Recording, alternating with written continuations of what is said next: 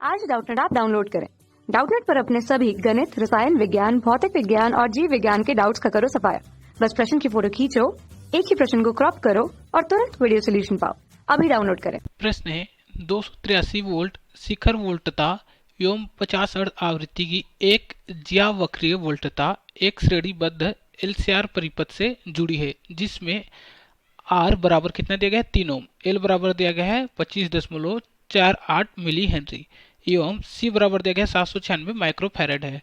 ज्ञात कीजिए ए परिपथ की प्रतिबाधा, बी स्रोत के सिरों के बीच लगी वोल्टता एवं परिपथ में प्रवाहित होने वाली धारा के बीच कलांतर, सी परिपथ में होने वाला शक्ति क्षय, डी शक्ति गुणांक।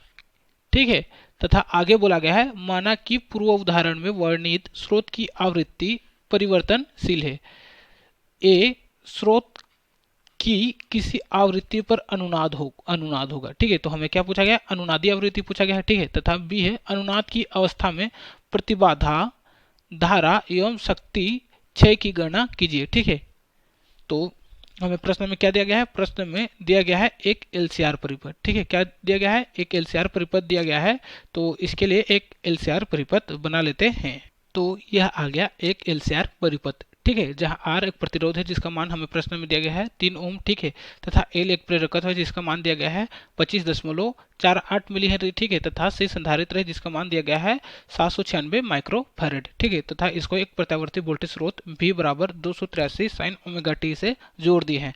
ठीक है, तो यहाँ 283 क्या है, प्रश्न में बोला गया है, यह बोला गया है 283 क्या है, शिखर वोल्टता। ठीक है, तथा क्या बोला गया है, एवं 50 हर्ट्ज आवृत्ति की एक ज्यावक्रीय वोल्टता। ठीक है, तो इसलिए यहाँ क्या लिए हैं, साइन लिए हैं। ठीक है, तो यह हो जाएगा 283 साइन ओमेगा टी। ठीक है, जहाँ 283 क्या है, शिखर वोल्टता, यानी कि यह है Vm। ठीक है, क्या है, Vm। ठीक है, मान लीजिए किसी क्षण इस परिपथ में धारा I प्रवाहित हो रही है।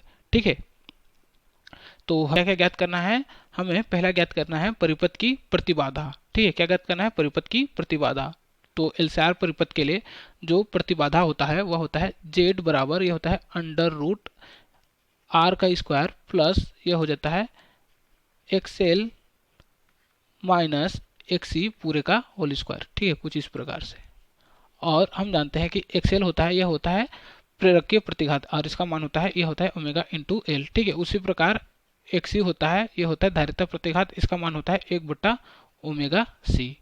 ठीक है, और यह ओमेगा होता है, यह होता है कोणीय आवृत्ति, और ओमेगा का जो मान होता है वह होता है 2 पाई एफ। ठीक है, जहां एफ होता है वह होता है आवृत्ति, और हमें प्रश्न में आवृत्ति एफ का मान कितना दिया गया है, आवृत्ति दिया गया है 50 हर्ट्ज। ठीक है, कितना दिया गया है, एफ का मान दिया गया है 50 हर्ट्ज। ठीक है, तो यहाँ से ओमेगा बराबर लिखें तो कितना हो जाएगा 2 पाई गुणित 50। ठीक है, तो इसको सॉल्व करेंगे तो कितना हो जाएगा, ये हो जाएगा 100 पाई। ठीक है, तो यहाँ से z बराबर लिखेंगे तो z बराबर इसको क्या लिख सकते हैं, इसको लिख सकते हैं अंडर रूट आर का स्क्वायर प्लस एक्सएल को क्या लिख सकते हैं, ओमेगा एल। तो हो जाएगा ओमेगा एल माइनस 1/एक्सी को क्या लिख सकते हैं, 1/ओमेगा सी। ठीक है, तो हो जाएगा 1/ओमेगा सी, कुछ इस प्रकार से पूरे का स्क्वायर। ठीक है, तो यहाँ से z बराबर लिखें तो कितना हो जाएगा अंडर रूट आर का स्क्वायर। तो प्रश्न में आर का मान दिया गया है, कितना दिया गया है, 3 ओम दिया गया है। ठीक है, तो ये हो जाएगा 3 का स्क्वायर प्लस ओमेगा एल, तो ओमेगा का मान निकाला है 100 पाई, तो हो जाएगा 100 पाई इंटू एल, और एल का मान कितना दिया गया है, एल का मान दिया गया है 25.48 मिली हेनरी। ठीक है, तो ये हो जाएगा 100 पाई गुणित 25.48 मिली हेनरी है, तो इसको लिख सकते हैं गुणित 10⁻³ ठीक है, माइनस क्या है 1/ओमेगा सी, तो हो जाएगा 1/ओमेगा का मान है 100 पाई, तो हो जाएगा 100 पाई गुणित संधारित्र राशि का मान कितना दिया गया है, इसका मान दिया गया है 796 माइक्रोफैरड। ठीक है, तो ये हो जाएगा 796 गुणित 10⁻⁶। ठीक है, पूरे का स्क्वायर, कुछ इस प्रकार से। ठीक है, तो यहाँ से इसको सॉल्व करेंगे तो प्रतिबाधा जेड का मान आएगा, जेड बराबर यह हो जाएगा, यह लगभग आएगा 4.75 ओम। तो प्रतिबाधा का जो मान आएगा ये हो जाएगा 4.75 ओम। ठीक है, तो ये हो गया ए, जो हमें प्रश्न में पूछा गया था। ए क्या पूछा गया था, प्रतिबाधा। ठीक है, तो ये हो गया प्रतिबाधा का मान। ठीक है, तथा बी देख लेते हैं क्या पूछा गया है। तो यहाँ से देखें तो बी में पूछा गया है स्रोत के सिरों के बीच लगी वोल्टता, ठीक है, एवं परिपथ में प्रवाहित होने वाली धारा के बीच कलांतर, ठीक है। तो हमें यहाँ से क्या पूछा गया है, यहाँ इस प्रवाहित होने वाली धारा तथा लगाया गया विभवांतर के बीच में हमें कलांतर पूछा गया है, ठीक है। तो हम जानते हैं कि शक्ति गुणांक क्या होता है, शक्ति गुणांक cos फाई बराबर होता है शक्ति गुणांक cos फाई बराबर हम जानते हैं ये होता है R बटे जेड। क्या होता है, R बटे जेड, ठीक है। और यहाँ फाई क्या होता है, फाई होता है कलांतर, ठीक है। क्या होता है, वोल्टेज और धारा के बीच का कलांतर। तो यहाँ से फाई बराबर लिखें तो ये हो जाएगा cos इनवर्स R बटे जेड, ठीक है।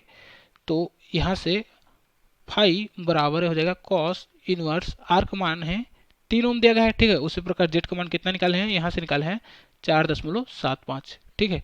तो यहाँ से इसको सॉल्व करेंगे तो फाई का जो मान आएगा यानी कि कलांतर का मान आएगा ये हो जाएगा लगभग 50.83 डिग्री, ठीक है। तो यह आ जाएगा वोल्टेज और धारा के बीच का कलांतर जो हमें प्रश्न में पूछा गया था, कितना जाएगा 50.83 डिग्री, ठीक है। तो यह हो गया बी कलांतर के मान, ठीक है। तथा सी क्या पूछा गया है, सी बोला गया है परिपथ में होने वाला शक्ति क्षय। क्या पूछा गया है, परिपथ में होने वाला शक्ति क्षय, ठीक है। तो सी पूछा गया है हमें परिपथ में होने वाला शक्ति क्षय, ठीक है। तो शक्ति क्षय P बराबर यह होता है V R M S into I R M S into यह होता है cos फाई, ठीक है। कुछ इस प्रकार से, ठीक है। जहाँ भी आर एम एस होता है यह होता है वोल्टेज का वर्ग माध्य मूल मान, ठीक है। उसी प्रकार आई आर एम एस होता है यह होता है धारा का वर्ग माध्य मूल मान तथा cos फाई होता है यह होता है शक्ति गुणांक, ठीक है। तो यहाँ से P बराबर लिखें तो वी आर एम एस बराबर हम जानते हैं कि वी आर एम एस का मान होता है यह होता है वी एम बटे √2, ठीक है। क्या होता है, वी आर एम एस का मान वी एम बटे √2, ठीक है। उसी प्रकार आई आर एम एस का मान होता है यह होता है आई एम बटे √2, ठीक है। जहाँ वी एम होता है यह होता है वोल्टेज का शिखर मान, ठीक है। उसी प्रकार आई एम होता है यह होता है धारा का शिखर मान गुणित cos फाई, और यहाँ से फाई का मान कितना आया है, यह आया है 50.83 डिग्री, ठीक है। तो हो जाएगा 50.83, ठीक है। तो यहाँ से P बराबर लिखें तो कितना हो जाएगा, यह हो जाएगा V M into I M बट्टे कितना हो जाएगा, यह हो जाएगा 2 गुणित यहाँ से कितना हो जाएगा cos 50.83, ठीक है। और हम जानते हैं कि धारा I बराबर ये होता है V बटे जेड, ठीक है। तो यहाँ से अगर आई आर एम एस का मान निकालते हैं तो हो जाता है वी आर एम एस बटे जेड, ठीक है। उसी प्रकार आई एम बराबर निकालते हैं यानी कि धारा का शिखर मान तो हो जाएगा वी एम बटे जेड, ठीक है। तो यहाँ से आई एम को क्या लिख सकते हैं, इसको लिख सकते हैं वी एम बटे जेड, ठीक है। तो यहाँ से शक्ति क्षय P बराबर ही हो जाएगा वी एम इंटू यहाँ से आई एम को क्या लिख सकते हैं, इसको लिख सकते हैं वी एम बटे जेड गुणित cos 50.83, ठीक है। और ये कितना हो जाएगा पूरे का बट्टे यह कितना है 2, तो हो जाएगा 2 गुणित कितना हो जाएगा, यह हो जाएगा जेड यानी कि इम्पिडेंस यानी कि प्रतिबाधा, ठीक है। तो यहाँ से शक्ति क्षय P बराबर ये हो जाएगा वी एम का स्क्वायर बटे कितना हो जाएगा, ये हो जाएगा 2Z गुणित 50.83, ठीक है। तो यहाँ से P बराबर लिखें तो ये हो जाएगा Vm का मान दिया गया है हमें प्रश्न में, कितना दिया गया है, Vm का मान दिया गया है वोल्टेज का शिखर मान यह दिया गया है 283 वोल्ट, ठीक है। तो यह हो जाएगा 283 का स्क्वायर बटे यह हो जाएगा 2 गुणित जेड क्या है प्रतिबाधा, और प्रतिबाधा का मान हम लोग प्रश्न में कितना निकाले हैं, यहाँ से निकाले हैं 4.75, ठीक है। तो ये हो जाएगा 4.75 गुणित cos 50.83, ठीक है। तो यहाँ से इसको सॉल्व करेंगे तो शक्ति P का मान आएगा वो हो जाएगा 5324.85 वाट, ठीक है। तो यह आ गया शक्ति क्षय, ठीक है। कितना गया 5324.85 वाट, ठीक है। तथा हमें प्रश्न में और क्या पूछा गया है, हमें प्रश्न में पूछा गया है डी, क्या पूछा गया है, डी पूछा गया है शक्ति गुणांक यानी कि cos फाई का मान, ठीक है। तो यहाँ से डी पूछा गया है शक्ति गुणांक। क्या पूछा गया है? शक्ति गुणांक।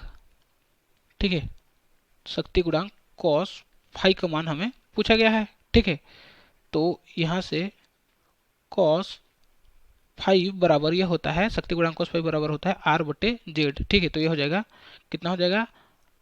आर का मान दिया गया है 3 ओम। ठीक है, तथा जेड का मान कितना निकाला है? जेड का मान निकाला है 4.75। ठीक है, तो हो जाएगा 4.75।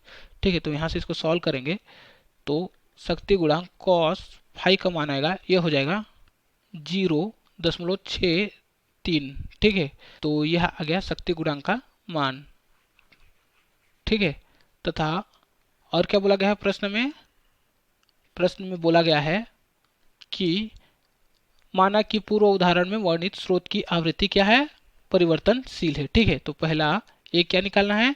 स्रोत की किसी आवृत्ति पर अनुनाद होगा। ठीक है, यानी कि अनुनादी आवृत्ति हमें निकालना है। ठीक है, तो निकाल लेते हैं पहला अनुनादी आवृत्ति। ठीक है, तो अनुनाद की स्थिति में जो आवृत्ति का मान होता है एफ, यह हो जाता है 1/2 pi under root L C. ठीक है, तथा हमें प्रश्न में एल प्रेरकत्व का मान कितना दिया गया था? एल का मान दिया गया था, यह दिया गया था 25.48 मिली हेनरी। ठीक है, उसी प्रकार संधारित्र रस्सी का मान दिया गया था, यह दिया गया था 796, कितना दिया गया था? 796 माइक्रोफैराड। ठीक है, तो यहाँ से अनुनादी आवृत्ति एफ बराबर कितना हो जाएगा? यह हो जाएगा 1/2 पाई अंडर रूट, कितना हो जाएगा? एल का मान है 25.48 मिली हेनरी है, तो इसको लिख सकते हैं 25.48 गुणित 10⁻³ गुणित सी कितना देगा? 796 माइक्रोफैराड, तो इसको लिख सकते हैं 796 गुणित 10⁻6। ठीक है, तो यहाँ से इसको सॉल्व करेंगे तो जो हमारा अनुनादी आवृत्ति का एफ का मान आएगा वो हो जाएगा एफ बराबर, यह हो जाएगा 35.33 हर्ट्ज। ठीक है, तो यह आ गया अनुनादी आवृत्ति। क्या गया? अनुनादी आवृत्ति एफ का मान। ठीक है, कितना आया? यह आ गया 35.33 हर्ट्ज। ठीक है, जो हमें प्रश्न में पूछा गया था।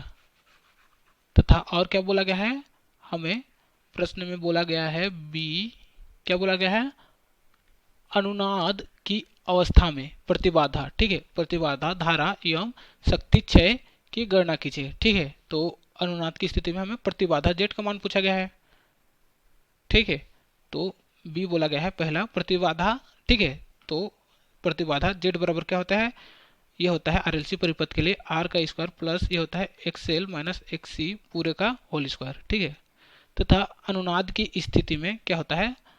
अनुनाद की स्थिति में, अनुनाद की स्थिति में एक्सएल बराबर हो जाता है, एक्सएल बराबर ही होता है एक्सी।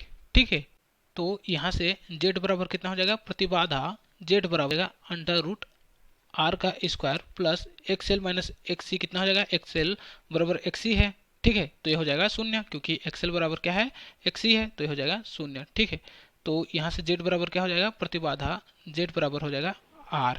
ठीक है, तो अनुनाद की स्थिति में क्या होता है? एलआरसी परिपथ में जो हमारा परिपथ होता है वह ओमीय परिपथ की तरह व्यवहार करता है। ठीक है, यानी कि जेड बराबर हो जाता है आर। ठीक है, तो यहाँ से प्रतिबाधा जेड बराबर कितना हो जाएगा? आर का मान हमें प्रश्न में दिया गया था, आर बराबर दिया गया था 3 ओम। ठीक है, तो यहाँ से प्रतिबाधा कितना हो जाएगा? ये हो जाएगा 3 ओम। ठीक है, तो ये हो गया प्रतिबाधा जेड का मान कितना हो गया? 3 ओम। ठीक है, तथा और पूछा गया था धारा का मान। ठीक है, तो यहाँ से दूसरा निकाल लेते हैं धारा। ठीक है, धारा आई एम का मान निकालें, यानी कि धारा का शिखर मान आई एम बराबर लिखे तो हो जाएगा वी एम बटे जेड। ठीक है, और हमें प्रश्न में वी एम का मान कितना दिया गया था? वी एम का मान दिया गया था 283, तो हो जाएगा 283 बटे जेड। ठीक है, तो जेड का मान कितना निकाले हैं? यहाँ से अनुनाद की स्थिति में जेड का मान आया है 3 ओम। ठीक है, तो ये हो जाएगा 3। तो यहाँ से धारा का अधिकतम मान या धारा का शिखर मान आई एम का मान आएगा, वो हो जाएगा 94.33 एम्पियर। ठीक है, तो यह आ गया धारा का शिखर मान। ठीक है, तो अगर यहाँ से इसका धारा का वर्ग माध्य मूल मान निकाले तो ये कितना हो जाएगा? धारा का वर्ग माध्य मूल मान आई आर एम एस मान निकाले तो हो जाएगा Im/√2। ठीक है, बराबर कितना हो जाएगा, ये हो जाएगा 94.33/√2। ठीक है, तो इस प्रकार से हम लोग धारा का आरएमएस मान भी निकाल सकते हैं। ठीक है, तथा हमें प्रश्न में और क्या पूछा गया था, हमें प्रश्न में पूछा गया था कि शक्ति क्षय, ठीक है, यानी कि क्षयित शक्ति पूछा गया था। ठीक है, तो यहाँ से शक्ति क्षय P बराबर क्या होता है, शक्ति क्षय P बराबर यह होता है VRMS इंटू IRMS इंटू ये होता है cos फाई। ठीक है, और अनुनाद की स्थिति में cos फाई का मान होता है वह होता है 1। क्या होता है, अनुनाद की स्थिति में cos फाई बराबर होता है 1।